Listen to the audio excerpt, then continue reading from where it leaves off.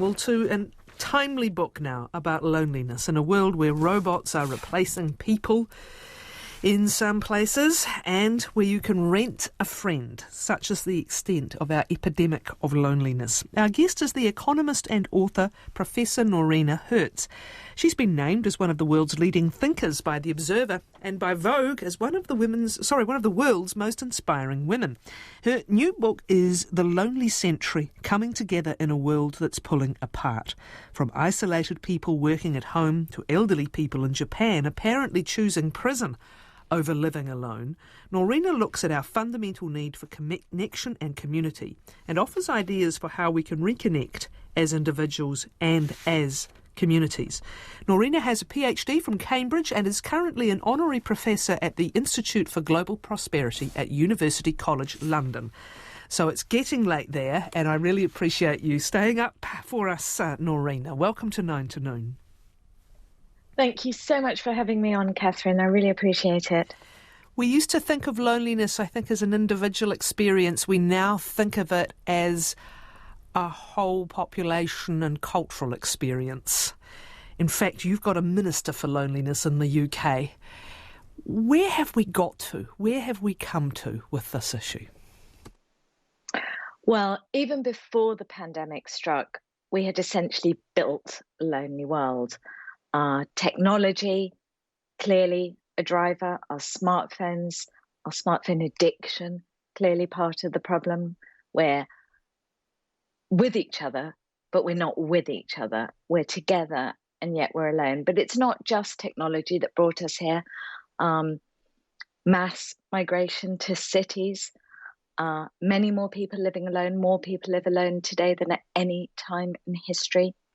The rise of contactless experiences, shopping online instead of going into a store, ordering our food on a delivery app, all of these contributing to why, even before the pandemic struck, around half of adults said that they felt lonely often or sometimes. Of course, the pandemic, months of social isolating, lockdowns, etc., have made this significantly worse. And I was struck actually by recent New Zealand data that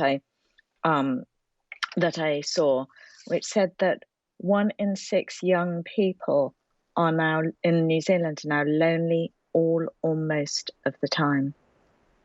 What is the human hardwired need for connection to others, and what kind of connection? So you're right to raise this because we are creatures of togetherness. We essentially evolved to be with other people. If you think about primates, they are social animals, as we are too. In fact, in many ways, our togetherness is what has kept us as humans alive. If you think about early man, it was being with others that enabled them to hunt with other people, and being with others meant that if they were under attack, they could defend themselves. And that's why when we are on our own, because we are hardwired to connect, we have a physical and psychological response so uncomfortable because essentially it's our body telling us, no, go and seek company. So when we're alone, what that means is that, and when we feel lonely, when we feel isolated or lonely, we actually have a really strong physiological response. Loneliness, we think of loneliness often as being a mental health issue only.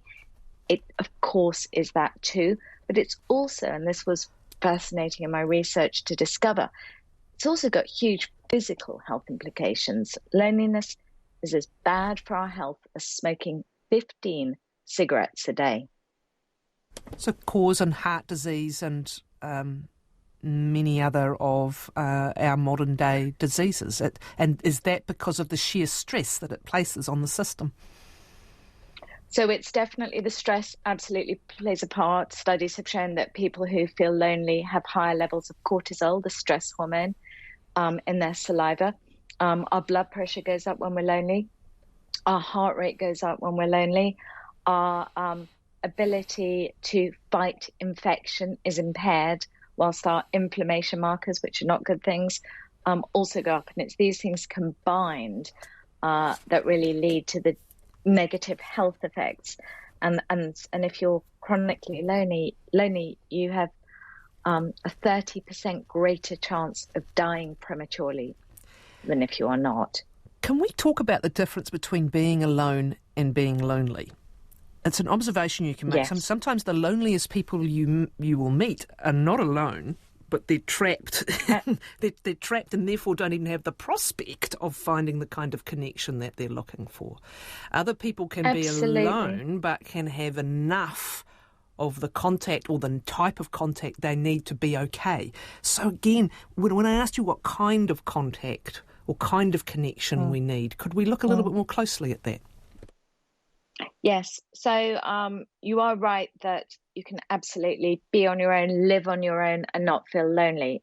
Although it is true that if you live on your own, you are more likely to be lonely.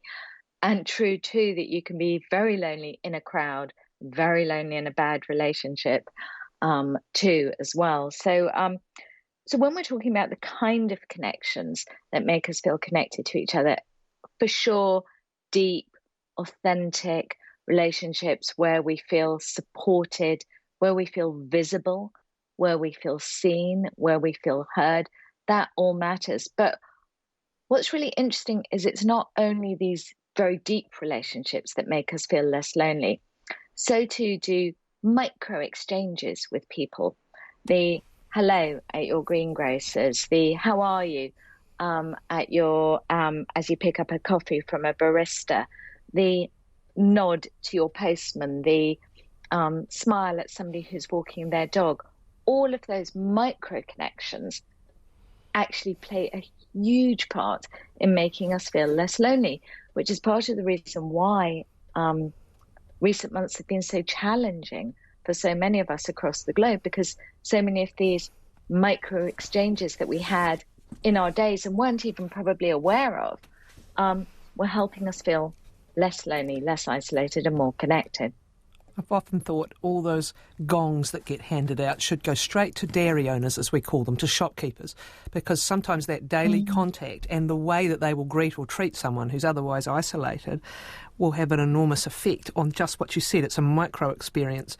You mentioned cortisol earlier, and I want to talk some of the extraordinary things in the book. One of them was that Big Pharma is now working on anti-loneliness medication, and which is just which seems to me to miss the point. It just really misses the point so badly.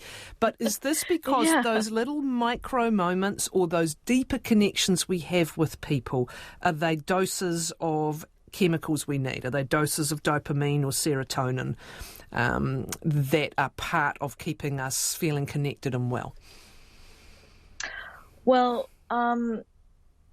that's a great question. And I haven't seen a study which kind of looks at those micro connections and determines that. But what I have seen, which relates to this, is we do know that when you help someone, you do have, the helper, gets a dopamine hit.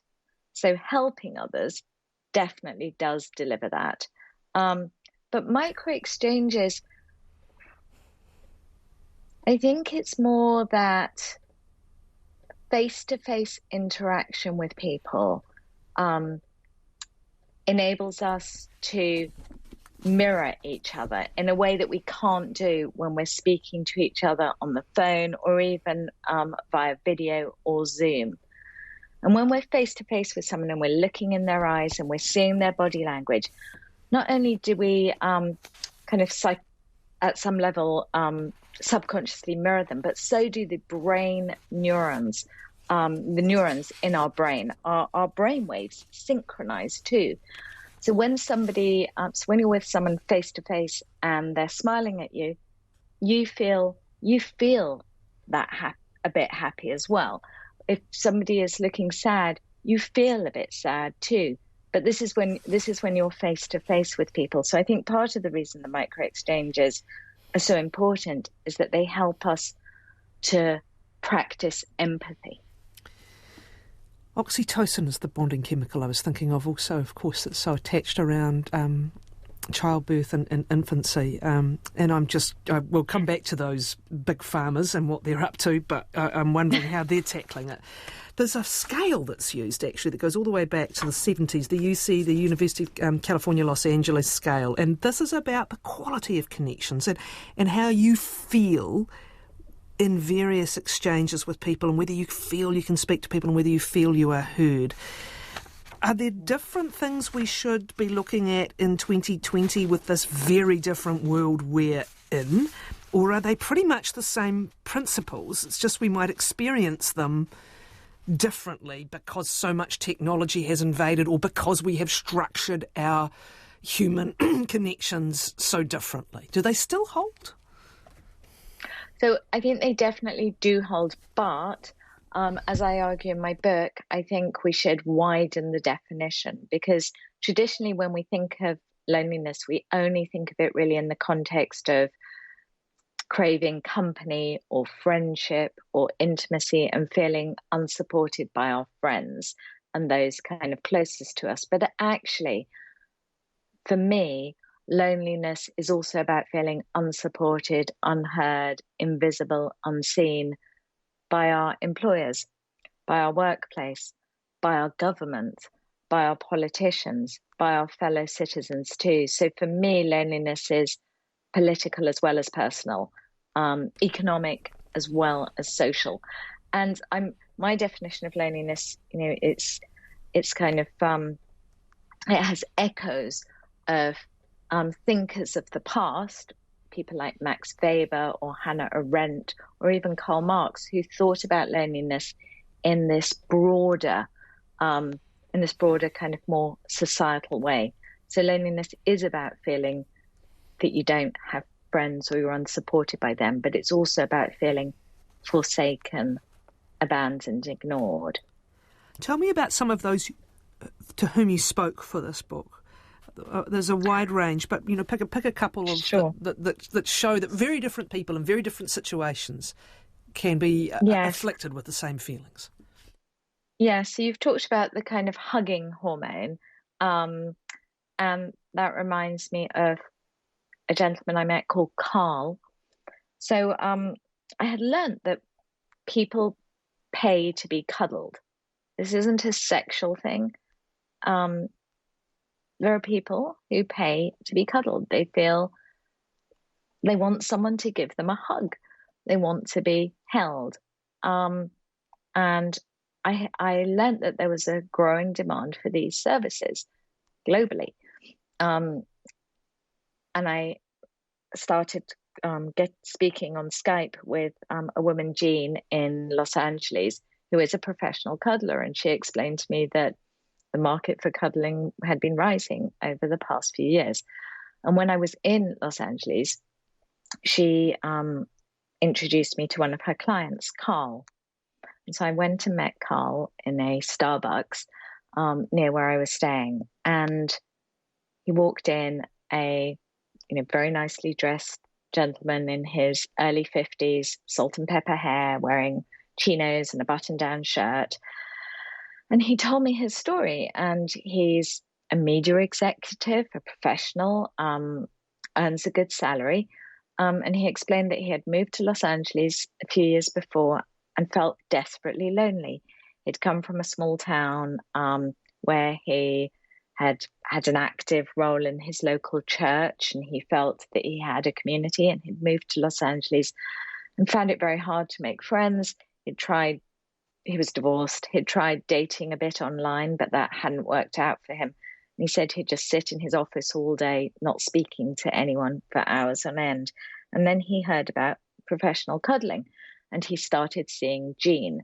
And he said it absolutely transformed his life. He felt so much more productive, so much more happy, so much happier. And it was a huge thing. And I said, gosh, this is a really interesting story. Thanks for sharing it with me. And he said, are you using my real name in the book? And I said, no. And he said, well, then I need to tell you. For the past few months, it hasn't been enough for me seeing Jean. I've actually started seeing some other cuddlers too. And again, I established, is this sexual? No. He insisted it wasn't. And I said, gosh, this must be expensive. And he said, yes, it's really expensive. He was spending thousands of dollars a month on being cuddled because he was so lonely. And I said, how can you afford it? And he said, I live in my car. This is a professional man working with a good job in a company, in a media company, who is so lonely and so craving intimacy and affection that he is now living in his car, keeping his food in the office fridge, showering in the 24/7 gym, just in order to have that company. And it's a really extreme story, but to me it speaks to this much bigger, more pervasive story of how lonely this century has become for so many people. Is this the Rent a Friend initiative, or is that another initiative? That is another one. So I also learned that as well as paying to be cuddled, people were paying for friends, paying to rent a friend for a few hours at a time. And when I was in New York, I actually rented a friend to see what it was like. There's a website, www.rentafriend.com. It has over 620,000 friends to rent. I rented Brittany, a 20-something college graduate, met her in a cafe. Again, with all of this stuff, I was a bit worried, is this, something untoward? But again, no. We met in a cafe. We went to a bookshop. We tried on sunglasses and hats together in a clothes store. We chatted about life, our partners, even rather topically Ruth Bader Ginsburg. But and it was a bit like having, at times I forgot that I was paying for her. It was like having not an old friend, but a new friend who was kind of fun. Until the end of our 3 hours, when she turned around, and we were in the clothes shop at the time, and she said, time's up, that'll be $120, please. I asked her who hired her, and she said that it was typically 30 to 40-year-old professionals, people who worked really long hours and simply didn't have time to make friends. And so, come the evening, we're lonely, wanted someone to go to the movies with, wanted someone to maybe have dinner with, wanted someone to go for a walk in the park with, kind of these ordinary things that people crave. You left wondering, though, what you feel like after that encounter. It was a little artificial for you, but can it possibly replace having gone through the effort one does to make a friend and to keep a friend and vice versa, and then to navigate a friendship, and then to know instinctively that person will be there for you? It can't replace any of those things, can it, hiring one? No, it can't replace a good friendship, but we all have varieties of friendships probably in our lives, like people who we can really, really, really depend on and are really there for us, and then people who, it's just fun to see and hang out. So to some degree, they can replace those, although I'm not sure it's good for us renting friends, because, I noticed that Brittany laughed out loud every time I made a joke, even if it wasn't that good or funny, and, seemed so interested in everything I was saying, but didn't really demand the equivalent from me. And one of the things that's so important for society as a whole is that through friendships, we practice reciprocity. We practice listening to others. We practice giving as well as taking. And when we subcontract friendship to the market, even if it does meet some of our needs, what kind of a society are we creating? It's also about genuinely caring, isn't it? And not just the transaction. I am interested, though, because I see a link here to what you found with some of the younger people and their loneliness, and also the role of social media in that. I know we're always beating up on social media, but let's just say we're on a journey to perfecting this innovation in our lives, and we're a long way from it.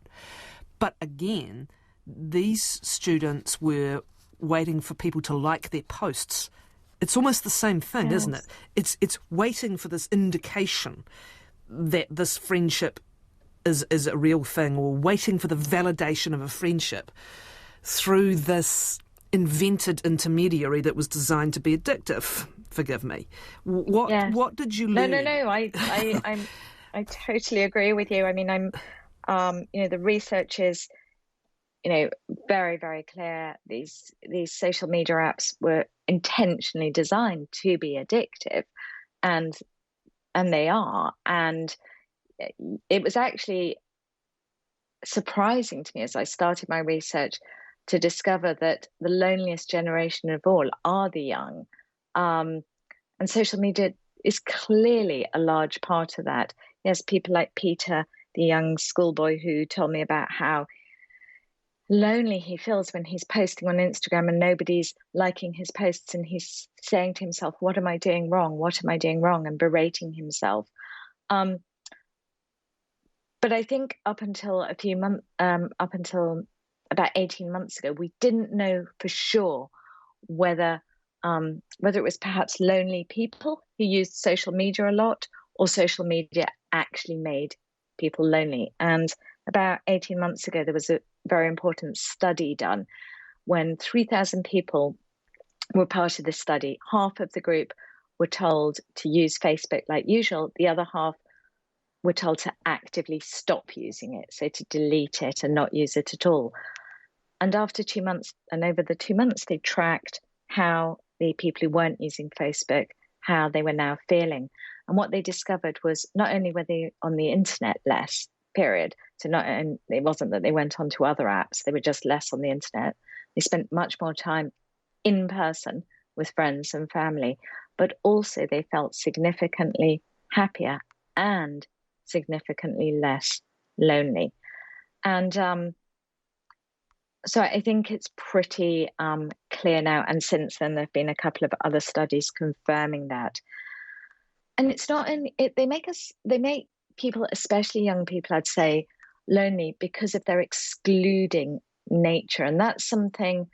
That's a slightly different thing to Peter's experience. This is more the experience of a teenager, Claudia, who I interviewed, who told me about how one night after school, her friends had said that they weren't going out, they weren't going to a party, and she was back in her room at home, and she was scrolling on her social media feeds, and she saw her friends at a party without her, having fun. And she said she felt so excluded, so alone. She refused to go to school for a week, was really depressed, and hid in her room. Now, children, of course, there have always been incidents of children feeling excluded. But what one headmaster explained to me very insightfully was that whereas in the past, an adult would witness the exclusion, so a teacher would see a child not being asked to sit with them, with other children at lunch, or a parent would see that everyone had received an invitation to a party and their child hadn't. Because this exclusion is taking place on social media, on these kids' phones, parents, grandparents, teachers are simply not aware that it's going on, and so they can't intervene, whilst the exclusion is all too obvious to the child's peers, making them feel even more excluded and even more lonely. So I think we really, really need to regulate social media companies much more than they currently are. And I would actually even support a ban on addictive social media for children, because I think that would then put the onus on social media companies to design products that were less addictive and also hopefully less mean and cruel. There was also the situation, and again, the social media can provide a relief to loneliness when when it's necessary. And we saw that with lockdowns and people being able to Zoom and FaceTime and keep up contact, particularly for elderly who were isolated at the time. So that's a potential positive use. But again, it's this idea that it can replace the human contact. I was curious that there's even a real-life class, so how to communicate in real-life class for smartphone-addicted university students, because those biological needs, like the need for human touch, even if it's just a glancing, pat on the back or just physically being close to someone, the need for eye contact and to read and respond to eye contact, as we discussed earlier, is hardwired. And, I've heard cases of, kids who might be in the next room, say, to a teacher or a supervisor in a school setting, and will text and say, what time are we supposed to be here, rather than walk through the door and ask. And did you find also, again, on the extremes, that there were university students, say, who just didn't actually know how to do communication face-to-face? Well, yes, it was actually something I observed firsthand with my students who, and it was one of the kind of aha moments that made me start researching this book, because my students were coming to my office in office hours and they were telling me how lonely and isolated they felt. This wasn't something I've been teaching for 15 years. This wasn't something I'd seen before. But also, I was seeing that my students were increasingly bad at face-to-face interaction. And then I happened to speak to the president of one of America's most famous universities. I was at a dinner sitting next to him, and I told him what I was observing. And he said, we're observing exactly the same thing. In fact, it's so bad at our university that we are having to run remedial how to read a face in real life classes, where literally we're having to teach incoming students that if you're in a room with someone and their mouth turns into a frown shape, that means that the meeting's not going very well. And if they smile, that means the meeting's going well. And they said, and they literally had to teach significant numbers of students these very basic skills.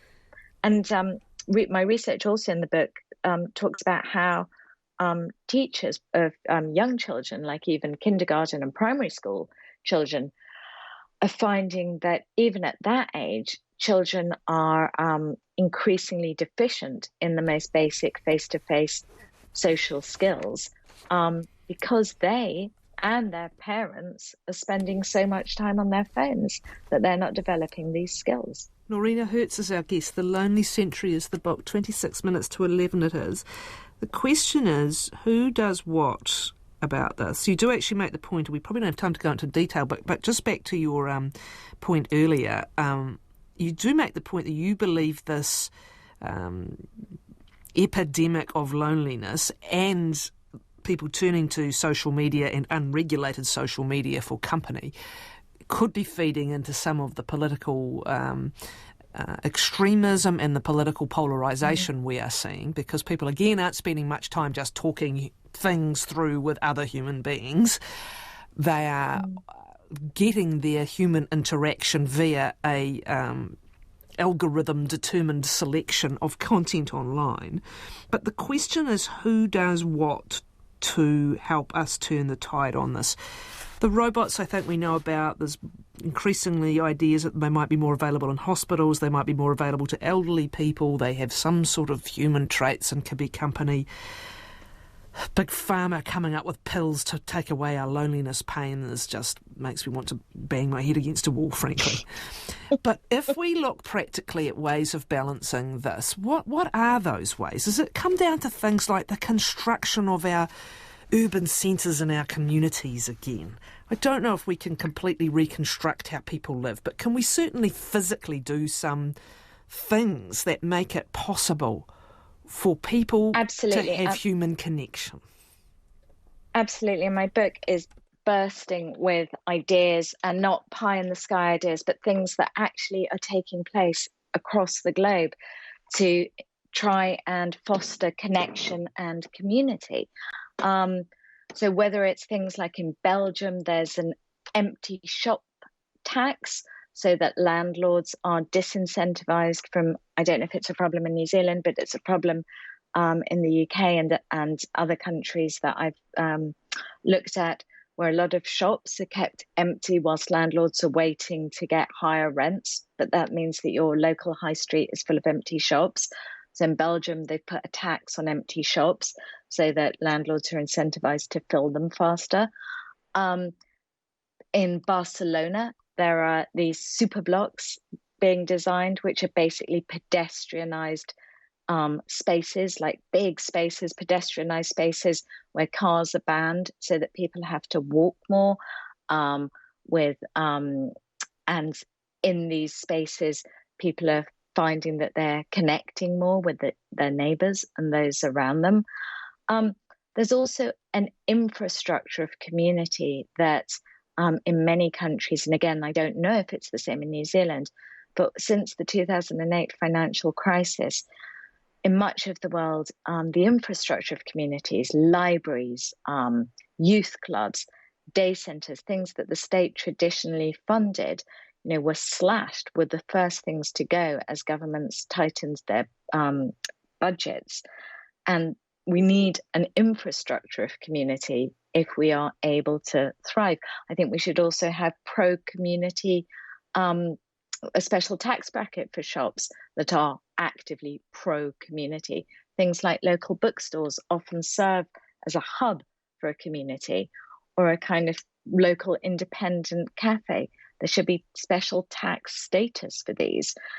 But there's also things that we can do. This isn't only about governments doing things or big business, and there's a lot big business can do too. But there's a lot that we can do too, whether it's putting down our phones, fighting that addiction, and being more present with each other, whether it's supporting our local community by shopping locally, by showing up at local community events, even if we're in a place where right now we have to do it on Zoom, just smiling more at those around us and saying thank you more, whether it is to our neighbour, our postman, or even our Alexa. And also reaching out to someone who we think might be lonely in our network. Just reaching out with a phone call or a socially distanced meeting, if that's possible, can make a huge difference to someone's life. Change really is possible, but it's something that we have to grab individually, collectively, and businesses and governments have to do. Thank you, Noreena Hertz. The Lonely Century, coming together in a world that's pulling apart, together in a world that's pulling apart, together in a world that's pulling apart, together in a world that's pulling apart.